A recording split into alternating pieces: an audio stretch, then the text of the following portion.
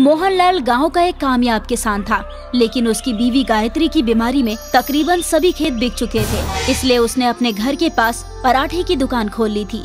जल्दी उसके व्यवहार और लजीज पराठों ने तकरीबन कस्बे के सभी लोगों को अपना कायल बना दिया था। सुमित्रा और राजू के स्कूल के पास एक पिज्जा की दुकान खुली थी, जिसका प्रचार रेडियो, अखबार और ऑटो पर चिपकाकर पुरजोर तरीके से की गई थी। भाई कल हमने पिज्जा खाया। क्या पिज्जा था। मैं और मेरे अब्बू कार पार्किंग करके फौरन पिज्जा ऑर्डर करने गए। हमने घंटों इंतजार किया, तब हमें पिज्जा मिला। अच्छा, क्या इतना अच्छा स्वाद है पिज्जा का? और नहीं तो क्या, तुम लोगों को गार्ड दाखिल भी नहीं होने देगा। दाखिल क्यों नहीं होने देगा? अरे वो तुम्हारे अब्बू की फुटपाथ की दुकान थोड़ी ना है जो कोई भी मुंह उठाकर वहाँ चला जाएगा। उस दुकान का एक रुतबा है। बड़े बड़े लोग वहाँ अपनी गाड़ी लगाकर खड़े रहते हैं, तब जाकर उन्हें पिज्जा खाने को मिलता है। समझ गए? रॉकी की बातें सुनकर सभी हंसने लगते हैं। सुमित्रा को पराठे वाला का मजाक पसंद नहीं आता। राजू जब स्कूल से घर जा रहा होता है तो पिज्जा की दुकान पर लोगों की भीड़ देखकर रुक जाता है। सुमित्रा उसे समझा बुझाकर घर ले आती है। अब्बू जान, हमें भी पिज्जा खाना है। ठीक है बेटा, खिला दूंगा किसी रोज। अभी गर्मा गर्म आलू के पराठे बनाए हैं, वो खा लो। मुझे नहीं खाना, मुझे तो पिज्जा ही खाना है। देखो राजू, पिज्जा बहुत महंगे आते हैं और हमारे पास उतने पैसे नहीं हैं कि तुम्हें पिज्जा खिलवा सकूं। लेकिन मैं वादा करता हूं कि एक रोज तुम्हें पिज्जा जरूर खिलाऊंगा। नहीं अब्बू जान, मुझे तो कल ही पिज्जा चाहिए। अगर पिज्जा नहीं मिला तो मैं और कुछ भी नहीं खाऊंगा। राजू, जिद मत करो। अब्बू कह रहे हैं ना कि एक दिन हमें पिज्जा खिलाने जरूर ले जाएंगे। नहीं बाजी, मुझे तो कल ही पिज्जा खाना है। रॉकी भाईजान ने स्कूल में बताया कि पिज्जा कितना जायकेदार होता है। अरे राजू, वो डॉक्टर का बेटा है, उसके पास बहुत सारे पैसे हैं। चल अब खाना खा। पराठे खाकर बच्चे सो गए, लेकिन मोहनलाल की आंखों से नींद बिल्कुल गायब थी। वो अपनी गरीबी को कोस रहा था कि कितना बेबस है वो, जो अपने बच्चों की मामूली खाने की ख्वाहिश भी पूरी नहीं कर सका। उसकी आंखों में आंसू आ गए। सोचते सोचते न जाने कब उसे नींद आ गई। कल सुबह बच्चे स्कूल गए। आज भी पूरे स्कूल में पिज्जा के ही चर्चे हो रहे थे। दोस्तों, कल मेरा यौम पैदाइश है और कल शाम को मेरी तरफ से जश्न है जिसमें हम पिज्जा पार्टी करेंगे। कल इतवार है और स्कूल की भी छुट्टी होगी। सभी कल शाम को अच्छे अच्छे कपड़े पहन कर आना, ओके? भैया, हम भी आएंगे ना? हमें नहीं बोला आपने? नहीं, तुम लोग वहाँ शामिल नहीं हो सकते। वहाँ सभी बड़े बड़े लोग आते हैं, हैसियतदार लोग आते हैं। तुम बस पराठे खाओ। चल राजू, इनके पिज्जा से लाख गुना जायकेदार हमारे पराठे हैं। अरे जाओ जाओ, बंदर को क्या पता कि अदरक का स्वाद क्या होता है। स्कूल के बाहर जो पिज्जा का पोस्टर लगा है ना, बस उसे ही देखते रहो और पराठे खाओ। समझना कि पिज्जा खा रहे हो। रॉकी, ऐसा नहीं कहते। चलो सुमित्रा, इसे तो ऐसे ही बोलने की आदत है। राजू की फोटो देखकर पराठा खाने वाली बात पर सब हंसने लगते हैं। सुमित्रा और राजू को बहुत बुरा लगा। दोनों घर आ गए। अरे राजू, यूं मुंह लटकाए क्यों खड़े हो? वो अब्बू, बात ये है कि कल रॉकी का याम पैदाइश है और सभी को बुलाया है, पर हमें छोड़कर, क्योंकि वहाँ बड़े बड़े लोग होंगे। बस इतनी सी बात। कल मैं तुम्हें आलू के लज्जतदार पराठे बनाकर खिलाऊंगा और हम सब कल जश्न करेंगे। मुझे नहीं खाना पराठा, मुझे तो बस पिज्जा खाना है। मुझे पिज्जा चाहिए। बेटा, मैंने तुम्हें बताया ना कि अभी मेरे पास तुम लोगों के फीस भरने के लिए भी पैसे नहीं हैं, तो पिज्जा कहाँ से खिलाऊंगा? इतना कहकर मोहनलाल आंखों में आंसू लिए घर के बाहर निकल गया। राजू, तुम्हें ऐसा नहीं बोलना चाहिए था। पिज्जा की जिद छोड़ दो मेरे भाई। जब हमारे पास पैसे होंगे तो हम जरूर पिज्जा खाने चलेंगे। आज तक कभी हमारे पास पैसे हुए हैं क्या? सब नए नए कपड़े पहनते हैं और हम 2 साल से एक ही कपड़े पहनते हैं। क्या हम कभी पिज्जा नहीं खा पाएंगे बाजी? ऐसी बात नहीं है मेरे भाई, हम लोग पिज्जा एक दिन जरूर खाएंगे। उस रात राजू ने खाना नहीं खाया। घर में किसी ने खाना नहीं खाया।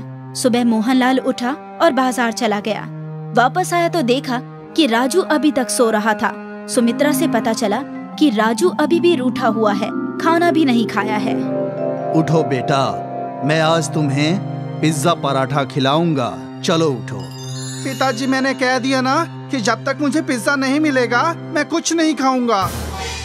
मोहनलाल पराठे पर चीज, फ्रूट्स और सैलेड डालकर पिज्जा बनाते हैं, लेकिन लाख समझाने के बावजूद राजू पिज्जा नहीं खाता। सुमित्रा भी पूरी कोशिश करती है राजू को मनाने की, पर नाकाम हो जाती है।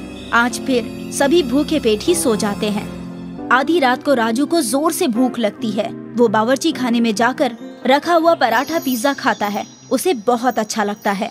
वो पराठा पिज्जा चट कर जाता है। मोहनलाल चुपचाप उसे खाते हुए देख लेता है।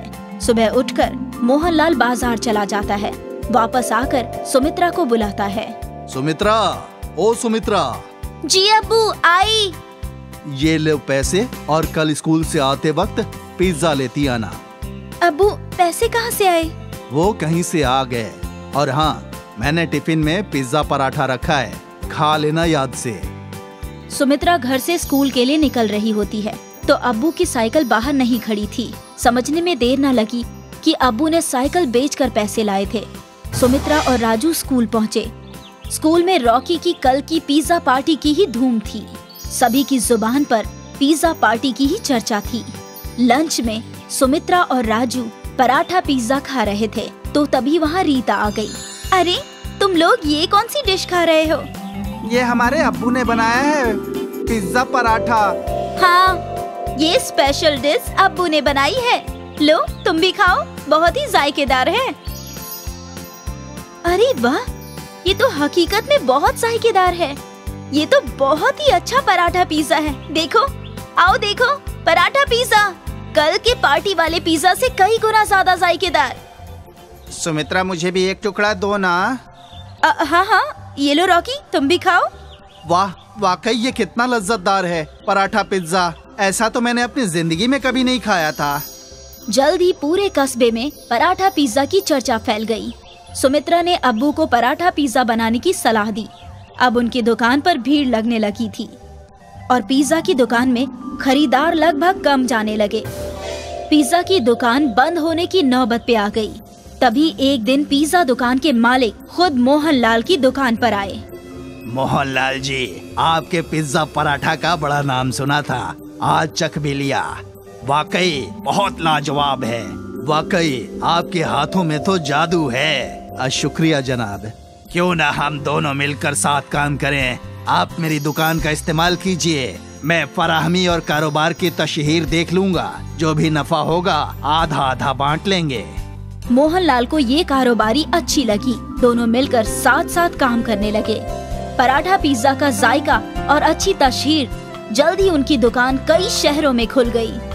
अब मोहनलाल सेठ मोहनलाल कहलाने लगा और शहर में आलीशान बंगले में रहने लगा। मधुमती के दो बेटे थे, अजय और विजय। अजय की शादी प्रज्ञा से हुई थी और विजय की शादी संध्या से। प्रज्ञा घर की बड़ी बहू होने के सारे फर्ज अदा करती थी, लेकिन फिर भी हमेशा प्रज्ञा की बेइज्जती हुआ करती थी क्योंकि वो तालीम याफ्ता नहीं थी। मधुमती, तेरी बड़ी बहू तो बड़ा ही जायकेदार खाना बनाती है। बस खाना ही बनाती है, बाकी कुछ उसकी कुव्वत में नहीं। क्या मतलब? अब क्या बताऊं, मेरी बड़ी बहू अनपढ़। कहीं कुछ पढ़ने को दो तो इसकी नानी मर जाए। ये तो ऐसी ही है। तो उसको दफा करो। मेरी छोटी बहू से मिलो, संध्या। ये ग्रेजुएट भी है और मुलाजमत भी करती है। अच्छा है। मालती को बुरा लग रहा था कि मधुमती खुलेआम प्रज्ञा की बुराई कर रही है। एक रोज की बात है, अजय और विजय घर लौटे। वो दोनों काफी फिक्र में नजर आ रहे थे। क्या हुआ? तुम दोनों की शक्ल पे 12 क्यों बजे हुए हैं?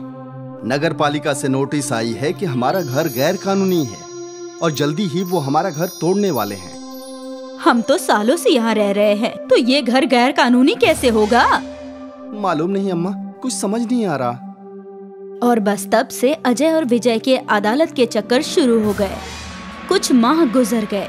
आखिर अदालत ने फैसला कर ही दिया।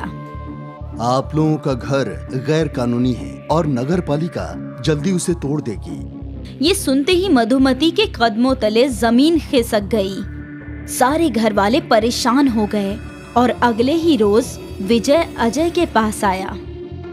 भाईजान, मुझे कंपनी की जानिब से एक फ्लैट मुहैया हुआ है। ये तो बहुत अच्छी बात है, लेकिन फ्लैट थोड़ा छोटा है। उसमें हम सब एक साथ नहीं रह सकते, इसलिए हम सोच रहे थे कि मैं और संध्या शिफ्ट हो जाते हैं। अजय समझ गया था कि विजय अब अलग होना चाहता है। वो बगैर कुछ कहे ही हामी भर देता है और अगले ही रोज विजय और संध्या घर से चले गए। अजय ने एक घर किराए पर ले लिया और दूसरी जानिब उसे मुलाजमत से बर्खास्त कर दिया गया। अजय बहुत ही उलझन में था।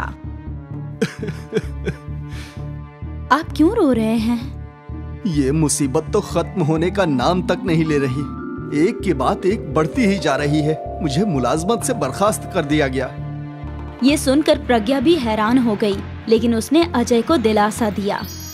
कोई बात नहीं, आप फिक्र मत कीजिए, आपको कब्ल से भी बेहतर मुलाजमत हासिल होगी। लेकिन किराया भी तो देना पड़ेगा ना, इतने सारे खर्चे तब तक कैसे चलाऊंगा? हम दोनों मिलकर कुछ कर लेंगे। हम दोनों क्या ही कर सकते हैं?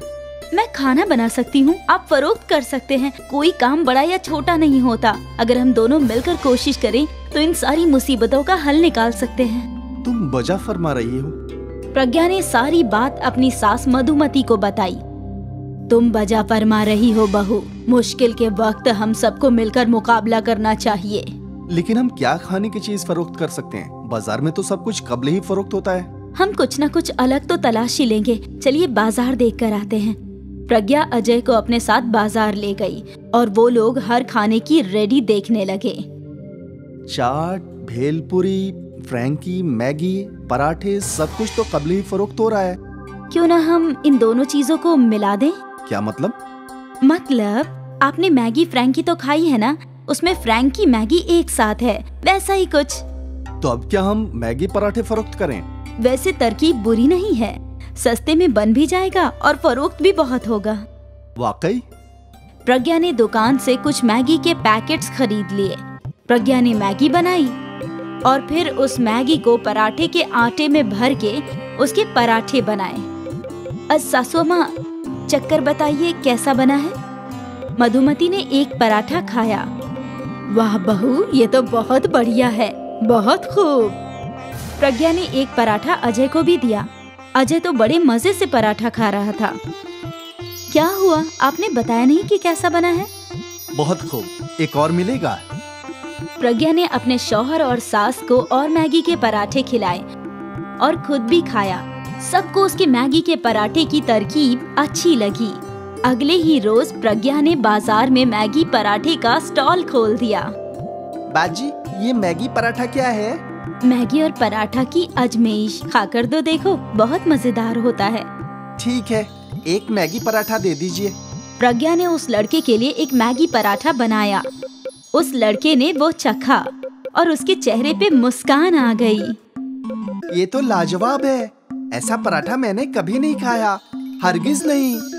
उस लड़के की बात सुनकर कई और खरीदार प्रज्ञा के ठेले पर मैगी पराठा खाने आए। प्रज्ञा मैगी पराठे बनाए जा रही थी और अजय खरीदारों को देकर पैसे ले रहा था। सुबह से शाम तक दोनों थक गए और फिर अपने घर लौटे। क्या हुआ? क्या नहीं हुआ ये पूछो अम्मा। सुबह से खरीदार आते ही जा रहे थे। हम दोनों तो थक गए, लेकिन खरीदार रुकने का नाम ही नहीं ले रहे थे। आज इतने रोज बाद अजय और मधुमती की शक्ल पे खुशी आई थी। अब उन्हें एक उम्मीद नजर आ रही थी। अगले रोज प्रज्ञा के स्टॉल खोलने से कबल ही खरीदार खड़े थे। प्रज्ञा धड़ाधड़ मैगी पराठे बनाए जा रही थी और खरीदारों को देती जा रही थी। अगले कई रोज तक ये सिलसिला ऐसे ही चलता रहा। प्रज्ञा और अजय अपनी आमदनी देखकर हैरान थे। हमारी एक रोज की कमाई मेरे आधे माह के पगार जितनी है प्रज्ञा। सोचा नहीं था कभी इतना कमा पाऊंगा। अब तीनों खुश थे। जल्दी ही प्रज्ञा ने काम पर कुछ और लोग रख लिए। खरीदारों में इजाफा होता ही जा रहा था और साथ ही उनके मुनाफे में भी।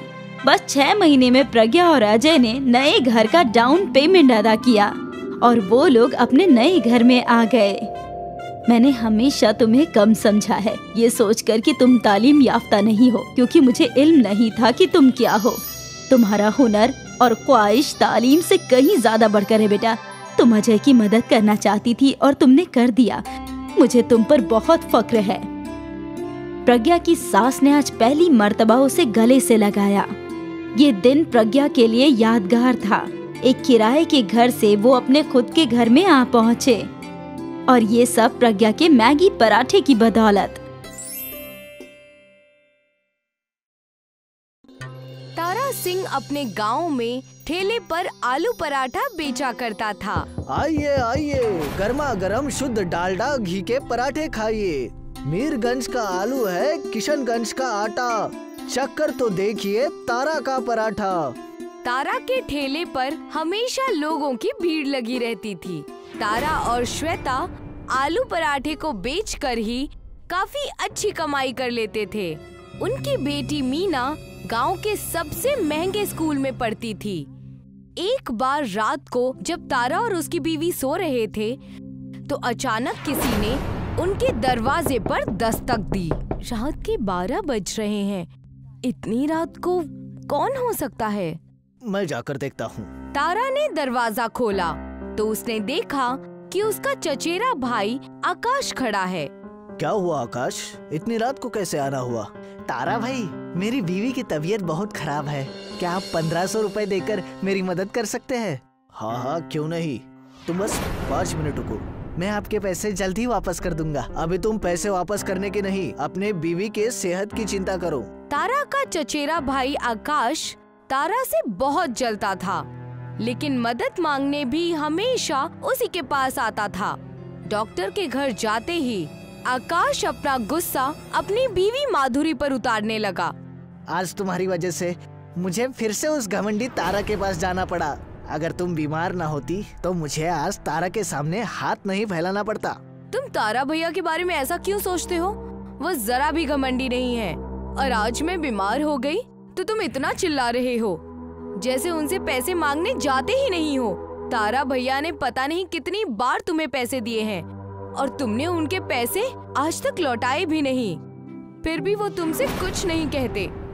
तुम्हें अपने भैया और भाभी की इज्जत करनी चाहिए। वो मुंह से भले ही कुछ न कहता हूँ, लेकिन अपने अमीरी के दिखावे से तो हमारी बेइज्जती करता ही है ना। वो रईस हैं, लेकिन वो रईसी का दिखावा करते हैं, ये तुम्हारा भ्रम है। तुम गरीब हो इसलिए उनकी रईसी तुम्हें चिढ़ाती है। तुम मेहनत से किसी एक जगह पर काम क्यों नहीं करते? फिर अगर मालिक चाहेंगे तो तुम भी किसी दिन रईस बन जाओगे। आकाश जहाँ भी काम करता वहाँ चिड़चिड़ा रहता। वो मन से कभी काम नहीं करता था। वो कोई भी नौकरी साल भर से ज्यादा नहीं कर पाता था। एक दिन आकाश मुंह लटकाकर घर पहुँचा तो माधुरी उससे बोली, लगता है आज फिर तुम्हारी नौकरी छूट गई। मेरी मानो तो तुम तारा भैया के पास चले जाओ, वो तुम्हें अपने आलू के पराठे के ठेले पर जरूर कोई काम दे देंगे। तारा मुझे काम पर कभी नहीं रखेगा। तुम एक बार उनके पास जाओ तो सही। आकाश तारा के पास पहुंचा। आओ आओ आकाश, बहुत दिन बाद दिखाई दिए। भूख लग रही हो तो आलू के पराठे खा लो, तुम्हारे भाभी ने बहुत प्यार से बनाए हैं। मेरी नौकरी छूट गई है इसलिए मैं काम ढूंढ रहा हूँ। क्या आपके पास मेरे लिए कुछ काम है? ठेले का काम तो मैं और श्वेता संभाल लेते हैं, लेकिन तुम भी हमारे साथ काम करना चाहते हो तो एक काम करते हैं, मैं रेस्टोरेंट खोल लेता हूँ। हाँ ठीक है, हमारे ग्राहकों को खड़े रहना पड़ता है। अगर रेस्टोरेंट होगा तो ग्राहक आराम से बैठकर पराठों का मजा ले सकेंगे। उस दिन आकाश बेहद गुस्से में घर पहुँचा। क्या हुआ, आप इतने नाराज क्यों हैं? कोई काम नहीं मिला? काम तो मिला, लेकिन मेरी वजह से वो तारा और अमीर बनेगा। मेरे वहाँ जाते ही उन दोनों ने एक रेस्टोरेंट खोलने का फैसला किया है। तो इसमें बुरा क्या है? आपको भी तो पैसे मिलेंगे। तुम मुझे मत सिखाओ कि अच्छा और बुरा क्या है। आकाश तारा के साथ काम करने लगा। तारा आकाश को रोजाना 500 रुपए देता था, लेकिन आकाश की नजर तारा की कमाई पर रहती। खुद तो इसने नोटों का ढेर लगा लिया है और मुझे सिर्फ 500 रुपए थमा देता है। मेहनत सब मैं करता हूँ और गुलाब जामुन ये खा लेते हैं। कुछ करना पड़ेगा। तारा के रेस्टोरेंट में मंगल सिंह नाम का एक शुद्ध शाकाहारी ग्राहक आता है। वो तारा का पुराना ग्राहक था। आओ आओ मंगल भाई बैठो, मैं अभी आपके लिए पराठे लगवा देता हूँ। अरे आकाश, जरा मंगल भाई के लिए एक प्लेट खाना लगा दो। आकाश ने चुपके से मंगल सिंह के पराठों में थोड़ा सा नॉनवेज मिला दिया। मंगल ने पराठे खाए तो उसे पता चल गया कि पराठों में नॉनवेज है। मंगल सिंह भड़क उठा। आलू के पराठे में नॉनवेज कहाँ से आ गया? मंगल सिंह के साथ अमंगल? मुझे नहीं पता। मैं तो सिर्फ पराठे ग्राहकों तक पहुँचाता हूँ। पराठे बनाने का काम तो तारा भैया और श्वेता भाभी ही करती है। क्या रे तारा, तूने पराठे में नॉनवेज मिलाकर हमारे साथ धोखेबाजी की है। अब मैं तेरा रेस्टोरेंट बंद कराकर तुझे गांव से बाहर निकलवाऊंगा। मंगल सिंह गांव का रईस आदमी था। उसने गांव के प्रधान से बात करके तारा के परिवार को गांव से बाहर निकलवा दिया। आज तो मजा ही आ गया। अब मैं गांव में अपने आलू पराठे बेचूंगा और खूब पैसा कमाऊंगा। आकाश ने गांव में आलू पराठों का ठेला लगाना शुरू कर दिया। उधर तारा, श्वेता और उनकी बेटी जंगल के रास्ते दूसरे गांव जा रहे थे। तारा का परिवार बहुत थका हुआ था। श्वेता जोर जोर से रोने लगी। रो मत श्वेता, आज हमारे नसीब में दुख लिखा है, कल सुख भी आएगा। लेकिन अब हम कहाँ जाएंगे और कैसे कोई कारोबार शुरू करेंगे? हम तो अपना घर भी बेच चुके हैं। हमें आगे बढ़ते रहना होगा जब तक हम किसी गांव में नहीं पहुंच जाते। तारा का परिवार जंगल में रास्ता भटक गया। ये जंगल तो खत्म होने का नाम ही नहीं ले रहा। लगता है हम भटक गए हैं। अचानक उन्हें पानी की आवाज सुनाई दी। तीनों पानी की आवाज का पीछा करते करते एक नदी के करीब पहुँचे। उन्होंने देखा कि नदी में आलू के पराठे तैर रहे हैं। तारा ने नदी का पानी पिया और पराठा खाकर देखा। ये तो चमत्कार हो गया। नदी का पानी ठंडा है और पराठे गरम। यहाँ पर तो कोई इंसान दिखाई नहीं दे रहा। लगता है ये नदी सबसे पहले हमने ही खोजी है। हमारे पास कारोबार शुरू करने के लिए पैसे नहीं हैं। अगर हम इन्हीं आलू पराठों को बेच पाएं तो कितना अच्छा होगा। ठीक कहा। अब हमें बस एक गांव की तलाश है। कई किलोमीटर चलने के बाद वो बेसनपुर नाम के गांव में पहुंच गए। शुरू में उन्हें एक झोपड़ी में रहना पड़ा। तारा रोज अंधेरे में ही पराठों की नदी में चला जाता और ढेर सारे पराठे लेकर आता। फिर वो उन्हें गांव में बेचता। नदी के पराठों की खास बात ये थी कि वो कभी भी खराब नहीं होते थे। धीरे धीरे तारा के पैसों की तंगी खत्म हो गई और उसने एक मकान खरीद लिया। उधर आकाश भी अब गरीब नहीं रह गया था। उसने पराठे बेच कर मोटरसाइकिल खरीद ली थी। आज गांव के एक आदमी ने मुझे बताया कि तारा और श्वेता बेसनपुर गांव में हैं। कल मैं उनसे मिलने जाऊंगा और उन गरीबों को अपनी मोटरसाइकिल दिखाकर चिढ़ाऊंगा। अगले दिन आकाश बेसनपुर गांव पहुंचा। उसने एक आदमी से पूछा, सुनो भाई, यहाँ तारा का घर कौन सा है? तारा आलू पराठे वाले का घर वो सामने है। आकाश ने जब देखा कि तारा बड़े मकान में रह रहा है तो उसका सारा जोश ठंडा पड़ गया। वो तारा के घर पहुंचा। अरे आकाश, इतने सालों बाद तू मिलने आए। हम तो तुम्हारा कब से इंतजार कर रहे थे। और बताओ, घर पे सब खैरियत तो है? हाँ भैया, सब ठीक है। तारा भैया, आप इतने जल्दी अमीर कैसे हो गए? तुम घर के आदमी हो इसलिए तुम्हें बताता हूँ। दरअसल हमें एक आलू पराठों की नदी मिल गई है। उस नदी से मैं पराठे यहाँ गांव में ले आता हूँ और गांव में मैंने 4 रेस्टोरेंट खोल रखे हैं। उनमें मैं पराठे बेचता हूँ। क्या आप मुझे वो नदी दिखा सकते हैं? हाँ, क्यों नहीं, मेरे साथ चलो। तारा आकाश को पराठों की नदी पर ले गया। ये तो सचमुच जादू है। हाँ, सबसे बड़ी बात तो ये है कि इस नदी के पराठे कितने दिन भी रखे रहे खराब नहीं होते। अगर तुम चाहो तो तुम भी इस नदी से पराठे ले जाकर अपने गांव में बेच सकते हो। आकाश अपने घर लौट आया। क्या हुआ? आप इतने नाराज क्यों हैं? क्या तारा भाई से मुलाकात नहीं हो पाई? तुम चुप रहो, मेरा दिमाग मत खाओ। तारा को आलू पराठों की जादुई नदी मिल गई। मैंने यहाँ गधों की तरह मेहनत की और लागत लगाकर थोड़ा मुनाफा कमाया। उधर तारा ने तो कोई मेहनत नहीं की और बिना लागत के सिर्फ मुनाफा ही मुनाफा कमाया। इसीलिए वो मुझसे भी ज्यादा अमीर बन गया। तारा भैया से जलने की कोई जरूरत नहीं है। तुम भी उस नदी से पराठे ला सकते हो। क्या तारा भैया ने तुम्हें वहाँ से पराठे लाने के लिए मना किया है? नहीं, मना तो नहीं किया, लेकिन मुझे जल्द से जल्द तारा से अमीर बनना है। तारा ने 4 रेस्टोरेंट खोले हैं तो मैं 10 खोलूंगा। सिर्फ गांव में ही नहीं, शहर में भी खोलूंगा और हर रेस्टोरेंट पर पराठों की सप्लाई करूंगा। अगले दिन आकाश तारा के पास पहुंचकर बोला, तारा भैया, मैं पराठों के नदी में एक बांध बनाऊंगा। बहती हुई नदी में सारे पराठे बह जा रहे हैं, उन्हें इकट्ठा करना मुश्किल है। मैं बांध बनाकर पानी रोक दूंगा और ढेर सारे पराठे इकट्ठा कर लूंगा। ऐसा करने की कोई जरूरत नहीं है।